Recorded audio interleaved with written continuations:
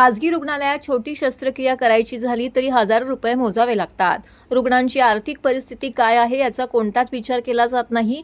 मात्र सिव्हिल रुग्णालय अपवाद ठरत आहे.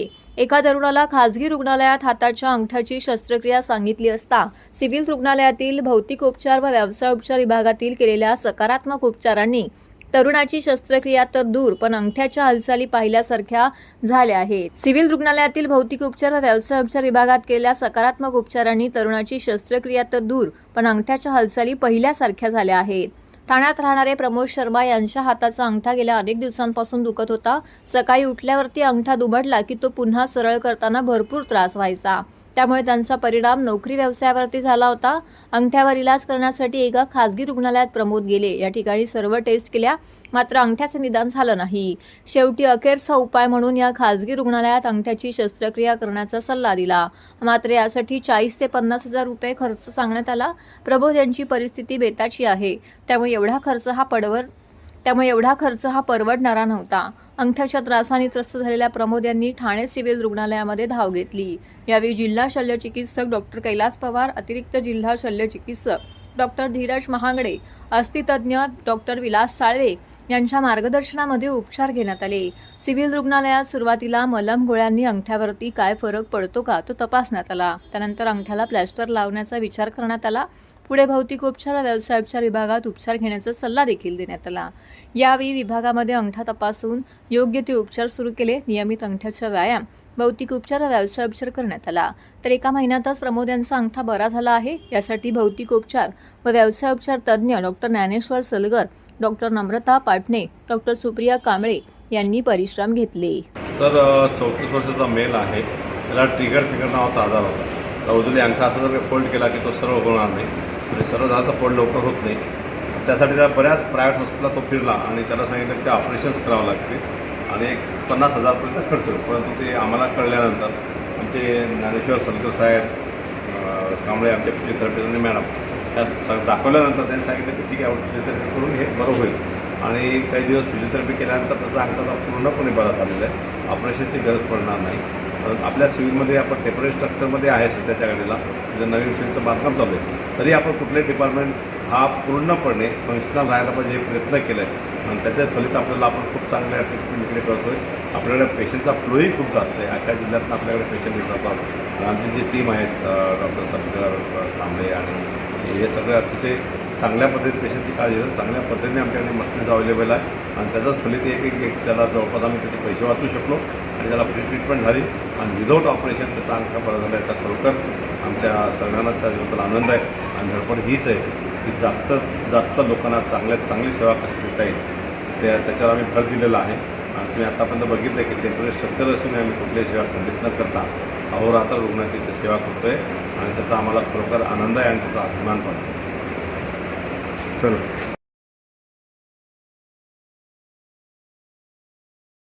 महाराष्ट्रातील भगिनींना आधार देणारी राज्य शासनाची मुख्यमंत्री माझी लाडकी बहीण योजना.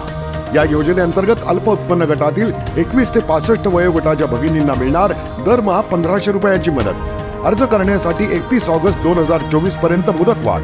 कुटुंबाचं वार्षिक उत्पन्न 2.5 लाख रुपयांपेक्षा कमी असलेल्या महिला पात्र. कुटुंबाकडे पिवळं किंवा केशरी रेशन कार्ड असल्यास उत्पन्नाचा दाखला आवश्यक नाही.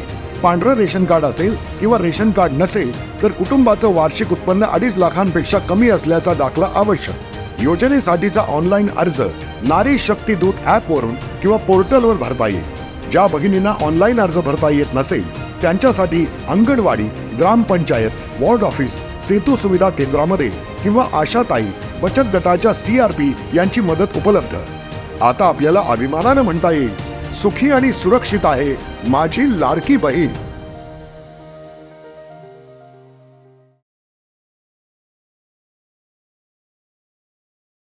गेल्या 2 वर्षापासून राज्यासह ठाणे जिल्ह्यात महिलांवरील अत्याचार वाढत आहेत. रस्त्यावर फिरताना महिलांचे जगणं मुश्किल झालं आहे. कावेरी नाखवा, अक्षता म्हात्रे आणि यशस्वी शिंदे या महिलांचा नाहक बळी गेल्यानंतरही सरकारला अजून जाग आलेली नाही. एकामागून एक अशा दिवसेंदिवस गुन्हेगारीच्या घटना वाढत चालल्या आहेत. कायद्याचा धाक कोणाला राहिलेला नाही. त्यामुळे गुन्हेगार आपले राजकीय वजन वापरून पुन्हा मोकाट फिरत आहेत. अशा गुन्हेगारांचा खटला फास्ट ट्रॅकवर चालून त्यांना फाशीची शिक्षा द्यावी, जेणेकरून भविष्यात होणाऱ्या अशा घटनेला आळा बसेल. मुख्यमंत्र्यांच्या ठाण्यातच लाडकी बहीण सुरक्षित नसून आता कायदा हातात घ्यावा लागला तरी आम्ही ते करू, असा थेट इशारा शिवसेना उद्धव बाळासाहेब ठाकरे पक्षाच्या महिला आघाडीने दिला आहे. यावेळी महिलांनी युती सरकारच्या विरोधात काळ्या फिती लावून संताप व्यक्त केलाय, तसेच हल्लाबोल देखील व्यक्त केला. यावेळी महिला जिल्हा संघटका रेखा खोपकर, समिधा मोहिते, माजी नगरसेविका नंदिनी विचारे, ॲडव्होकेट आकांक्षा राणे, प्रमिला भांगे, वैशाली शिंदे, ज्योती कदम, छाया अमृगम, अनिता प्रभू यांसह इतर महिला पदाधिकारी येथे उपस्थित होत्या. वारंवार आंदोलन केली, निवेदनं दिली, पोलिसांना दिलं, तहसीलदार जिल्हाधिकाऱ्यांना दिलं, पण काही कुठेही गुन्ह्याचा चढता जो आलेख आहे त्याच्यामध्ये काहीही कमी नाहीये, वाढताच आलेख चाललेला आहे. काल परवापासून तर ह्या सगळ्या गुन्ह्यांनी अगदी तीव्र त्याचं स्वरूप धारण केलेलं आहे. तर कुठेतरी आणि अत्याचाराचा एवढा परिसीमा गाठलेली आहे, एवढं विकृत त्या मुलीचा जो त्याची हत्या केलेली आहे, अक्षता म्हात्रे आहे, यशस्वी शिंदे आहे, तर त्याचं गुन्ह्याचं स्वरूप बघितलं तर अक्षरशः संतापाने चीड निर्माण होते. आणि कुठेतरी एवढी आंदोलनं केली, निषेध केला त्याचा, तरी कुठेही सरकारच्या कानावरती काही आमचा हा पोचत नाही, आवाज पोचत नाही आमच्या महिलांचा. तर आज तीव्र निषेध करण्यासाठी आम्ही सर्व ठाणे जिल्हा महिला आघाडी उद्धव बाळासाहेब ठाकरे यांच्यातर्फे आम्ही ही पत्रकार परिषद घेतलेली आहे.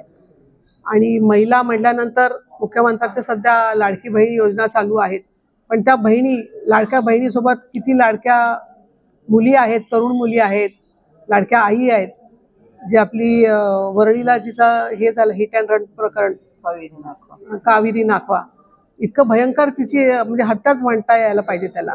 अशा नराधमांना ते मोकाट सुटलेले आहेत. पैसे भरून पैशाचा आणि राजकीय सत्तेचा दबाव असून हे सगळे आरोपी मोकाट फिरतायत आणि पुन्हा दुसऱ्या गुन्ह्याला हजर होत आहेत.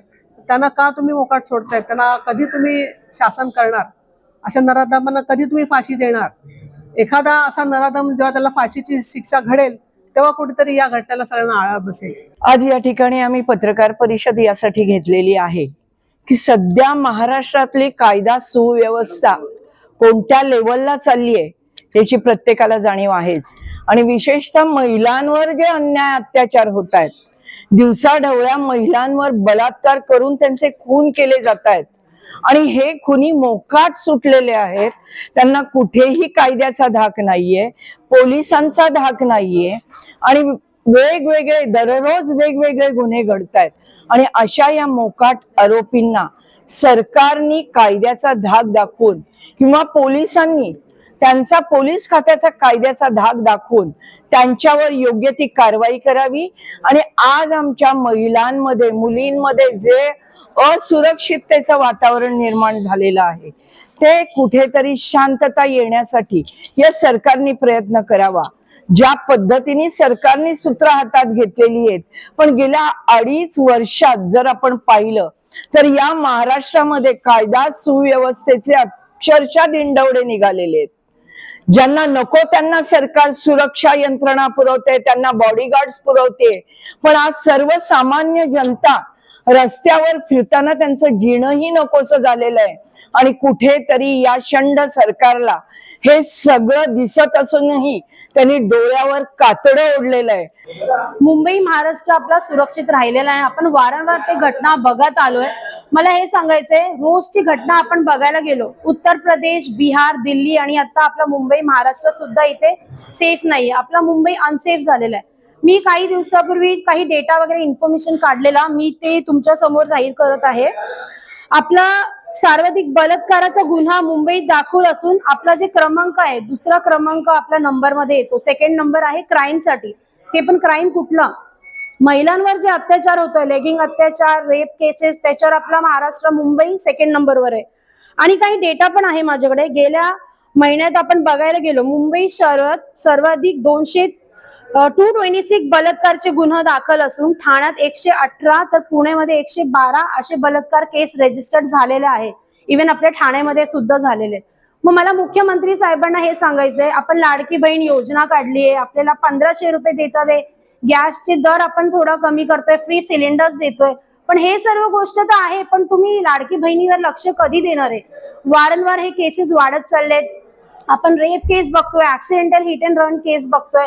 मला मुख्यमंत्री साहेबांना हेच सांगायचं आहे, तुम्हाला लाडकी बहिणीचा एवढा पडलेला आहे, तर या लाडकी बहिणींचे जे रोजचे अत्याचार होत आहेत त्याच्यावर लक्ष द्या. पर्यावरणपूरक गणेशोत्सव साजरा करताना नागरिकांना पर्यावरण स्नेही गणेश मूर्ती तसेच सजावटीचे साहित्य उपलब्ध व्हावे यासाठी ठाणे महानगरपालिकेने आयोजित केलेल्या पर्यावरण स्नेही गणेश मूर्ती प्रदर्शनास ठाणेकरांचा उत्स्फूर्त प्रतिसाद मिळत आहे. ठाणे महानगरपालिकेच्या शाळा क्रमांक 19 विष्णुनगर नौपाडा येथे हे प्रदर्शन 4 ऑगस्टपर्यंत सुरू राहणार आहे. खासदार नरेश म्हस्के यांच्या हस्ते तसेच खासदार नरेश म्हस्के आणि आमदार संजय केळकर यांच्या उपस्थितीमध्ये या प्रदर्शनाचं उद्घाटन करण्यात आले. यावेळी अतिरिक्त आयुक्त संदीप माळवी, अतिरिक्त आयुक्त 2 प्रशांत रोडे, उपायुक्त अनघा कदम, मुख्य पर्यावरण अधिकारी वनिशा प्रधान, सहाय्यक आयुक्त सोपान भाईक यांच्यासह पर्यावरण कार्यकर्ते व प्रदूषण नियंत्रण विभागाचे कर्मचारी, पर्यावरणप्रेमी नागरिक उपस्थित होते. शहरात प्रभावीपणे पर्यावरणपूरक गणेशोत्सव संकल्पना राबविताना नागरिकांनी पर्यावरण स्नेही सजावटीचे साहित्य पाहता यावे व सुलभ खरेदी करता यावी या उद्देशाने हे प्रदर्शन इथे भरवण्यात आलेलं आहे. शाडू माती, लाल माती, गाईचं शेण, पुठ्ठ्याचा लगदा, शेतातील माती, झाडपाल्यापासून तयार करण्यात आलेल्या सुबक गणेश मूर्ती हे या प्रदर्शनाचे मुख्य आकर्षण आहे. या व्यतिरिक्त चटईपासून बनवलेले सजावटीचे साहित्य, पर्यावरण स्नेही मखर, कापडी मंडप, झालर, फायबरपासून तयार केलेले चलचित्र या प्रदर्शनामध्ये नागरिकांना खरेदी करता येणार असून एकूण 25 स्टॉल्स या ठिकाणी उभारण्यात आलेले आहेत. या प्रदर्शनास नागरिकांनी भेट देऊन हा उपक्रम यशस्वी करावा. तसेच प्लॅस्टर ऑफ पॅरिसच्या मूर्तीचा वापर टाळून पर्यावरण स्नेही मूर्ती व सजावटीच्या साहित्यांचा वापर करून जलप्रदूषण रोखण्यास पालिकेस सहकार्य करावे असं आवाहन यावेळी ठाणे महानगरपालिकेच्या वतीने करण्यात आलेलं आहे.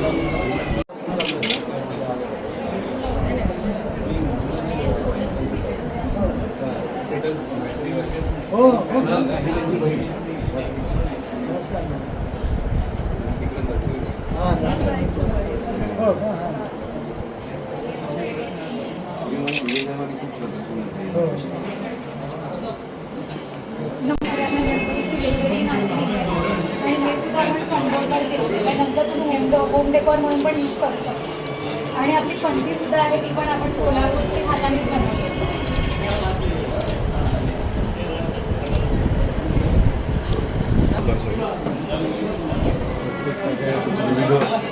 कलाकुसर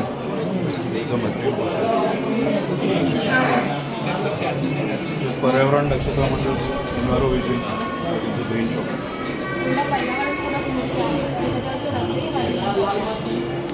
हळदी कुंकू आणि चंदन पंचारी तुळस जी गुणकारी, औषधी आणि पवित्र मानतो. सर्वांना विनंती करते.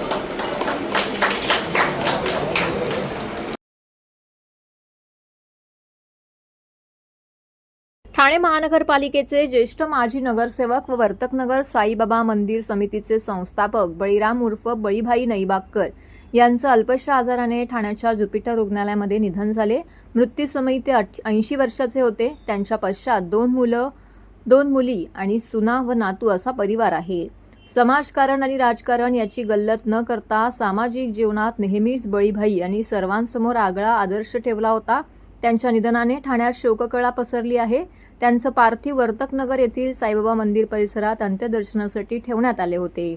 यावेळी मुख्यमंत्री एकनाथ शिंदे, शालेय शिक्षण मंत्री दीपक केसरकर, आमदार संजय केळकर, आमदार प्रताप सरनाईक, आमदार निरंजन डावखरे, माजी आमदार रवींद्र फाटक, माजी महापौर मनोहर साळवी, माजी नगरसेवक हनुमंत जगदाळे, हरिमाळी, विक्रांत चव्हाण, राजू फाटक, भास्कर बैरी शेट्टी, छायाराव, विमल भोईर, बळीभाईचे चिरंजीव, साईनाथ सेवा समितीचे कार्याध्यक्ष मंगेश नईबागकर, मिलिंद नईबागकर यांच्यासह सर्वपक्षीय कार्यकर्ते, नेते, माजी नगरसेवक, साई भक्त, बंधू भगिनी मोठ्या संख्येने येथे उपस्थित होते.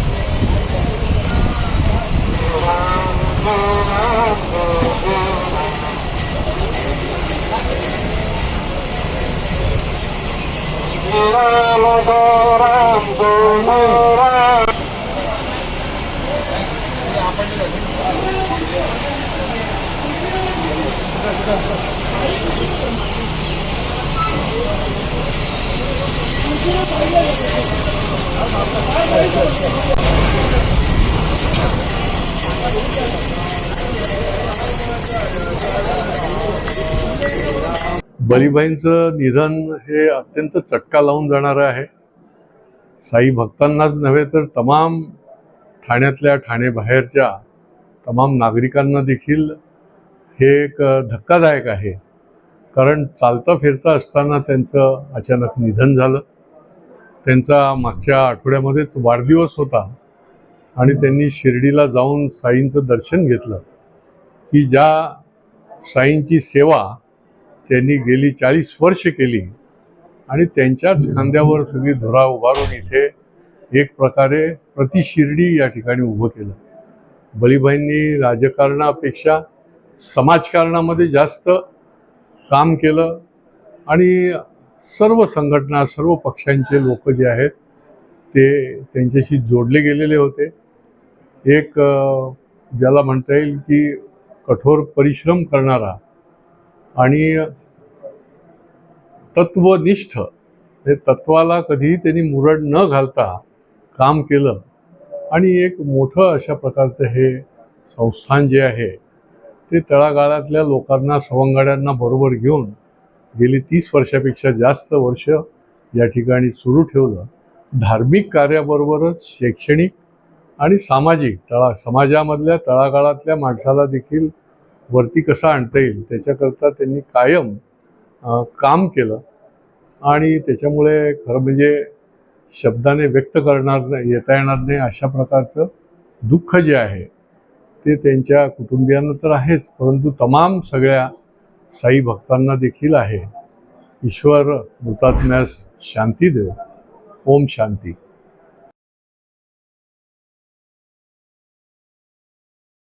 गेल्या काही दिवसांपासून राज्यात महिलांवरील अत्याचारांमध्ये प्रचंड वाढ होऊ लागली आहे. त्याविरोधात राष्ट्रवादी महिला काँग्रेस शरदचंद्र पवार पक्ष आक्रमक झाला असून ठाण्यात जोरदार निदर्शने करून आरोपींना फाशीची शिक्षा द्यावी अशी मागणी केली. डायगर येथे एका मंदिरामध्ये अक्षता म्हात्रे या महिलेवरती 3 पुजाऱ्यांनी बलात्कार करून नंतर तिची हत्या केली, तर उरण येथे एका यशस्वी शिंदे या तरुणीची अत्यंत निर्गुण हत्या करण्यात आली. गुन्हेगारांना पोलिसांची भीतीच राहिली नसल्याने असे प्रकार घडत असल्याचा आरोप करीत डॉक्टर जितेंद्र आव्हाड तथा प्रदेशाध्यक्ष रोहिणी खडसे त्यांच्या मार्गदर्शनानुसार ठाणे पालघर विभागीय महिला अध्यक्षा ऋताताई आव्हाड, ठाणे शहराध्यक्षा सुजाताताई घाग, कार्याध्यक्ष सुरेखाताई पाटील यांच्या नेतृत्वाखाली ठाणे जिल्हाधिकारी कार्यालयासमोर आंदोलन करण्यात आले। यावेळी महिलांनी राज्य सरकारच्या निषेधार्थ घोषणा देऊन खटला फास्ट ट्रॅकवरती चालवून आरोपींना फाशीची शिक्षा द्यावी, महिला संरक्षणाचे धोरण राबविता येत नसल्याने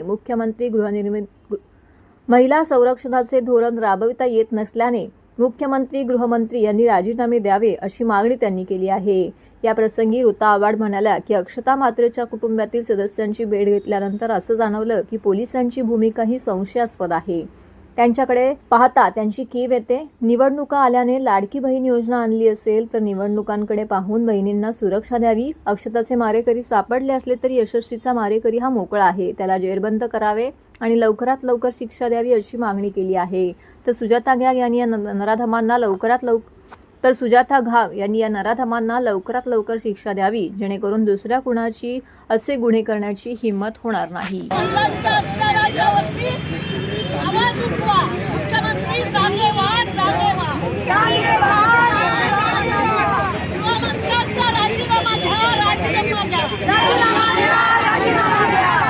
महिलांवर अत्याचार करणाऱ्या नराधमांचा जाहीर निषेध, महिलांवर अत्याचार करणाऱ्या अक्षता म्हात्रेंना फाशी द्या, यशस्वी शिंदेच्या मारेकऱ्यांना फाशी द्या। हो, अजिबातच नाही आहेत, कारण आता पूर्वीपेक्षाही असा ट्रेंड झाला आहे हल्ली। रोज दर आठवड्याला असा काहीतरी एक विचित्र घटना घडते ज्याच्यामध्ये नुसतं म्हणजे शारीरिक अत्याचार कडून नाही थांबत आहेत लोक, कसलं तरी सूड ओघवल्यासारखं त्यांना मारल्याशिवाय गुन्हेगारांना म्हणजे काही मला वाटतं शांती मिळत नाही आहे। आणि ही जी एक मानसिकता आपल्या समाजात फोफावते ती खूपच वाईट आहे, आपल्या येणाऱ्या पिढ्यांसाठी वाईट आहे। ह्याच्यावर खूप अभ्यास व्हायला हवा आहे की असा समाज का झाला आहे। पोलीस देखील बऱ्याचशा वेळेला खूपच संशयास्पद भूमिका निभावतात। हे आता मी मगाशी पण सांगितलं की अक्षताच्या नातेवाईकांनी सांगितलं त्यांना नीट माहिती दिली जात नाही आहे टायगर पोलीस स्टेशनकडून। त्याच्यामुळे जे काही आरोप आज पोलिसांवर होत आहेत ना ते खूप लाजिरवाण आहेत। म्हणजे ते जे काही मला पोलिसांबद्दल सांगत होते ते ऐकून मला गृह खात्याची कीव आली की इतक्या वर्षांनी आपल्याला स्वातंत्र्य मिळून झाले आहे, पण दिवसेंदिवस पोलिसांबद्दलचे जे काही विचार आहेत सामान्य जनतेचे ते अतिशय वाईट आणि भयावह आहेत। म्हणजे जर ज्यांनी लॉ अँड ऑर्डर मेंटेन करायला पाहिजे त्याच्याचवर जर जनतेने सांगितलं की ह्यांच्यावर विश्वास ठेवून काही उपयोग नाही आहे, तर हे फारच वाईट परिस्थितीकडे आपण चाललो। We are I think going towards anarchy, you no.